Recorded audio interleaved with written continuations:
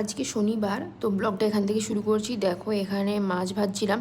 Hey guys, welcome back to another day blog. আর সাথে খেতে রয়েছি ফল। অনেকদিন পর পুরনো রুটিনে ফিরতেই হবে। আর ওয়েদারটা খুব ভালো, প্রচুর ল্যাদ লাগছিল ঠিকই, বাট সেসব কাটিয়ে উঠে এখন একটুখানি ফিরে আসার চেষ্টা করছি। মাঝখানে আবার খেলাম দেখো এই ড্রাগন ফ্রুটস, কার কার ভালো লাগে কমেন্ট করো তো।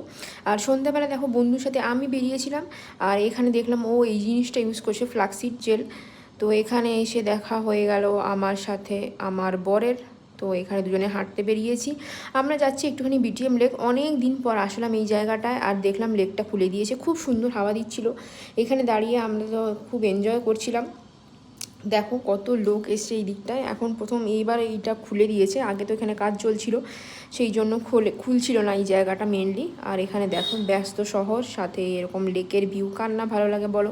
এখানে ভেবেছিলাম অনেকক্ষণ থাকবো, বাট 8:30 বাজতে যায়, ফিরে যাব, কারণ ডিনারও করার আছে। আর তারপর একটা ফ্রেন্ডও আসবে। কি সুন্দর দেখো জায়গাটা, দারুণ লাগছিল দেখতে। তো এখানে আমরা কিছুক্ষণ সময় কাটালাম। যেহেতু আমরা বাড়ি থেকে চা খেয়ে গেছি, তাই আর চা খেলাম না বাইরে। বাইরে চাটা আজকাল অ্যাভয়েডই করছি, বিকজ প্রচুর চিনি থাকে। আর একটা চা 22 টাকা হয়ে গেছে, ভাবতে পারছো 22 টাকা একটা দুধের প্যাকেট হয়ে যাবে। তো চলো এখান থেকে বেরোবো, বেরিয়ে যাব বাড়ি। কি সুন্দর দেখো, এই ফটোগুলো তোমরা পেয়ে যাবে আমার ফেসবুক পেজে।